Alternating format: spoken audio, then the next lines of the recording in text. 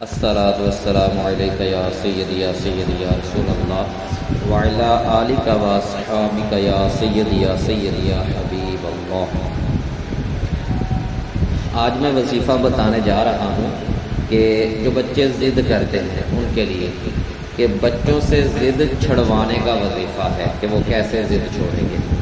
گھر کا کوئی بھی فرد بچے کے سر پر ہاتھ رکھے، پھر 121 بار یا ودود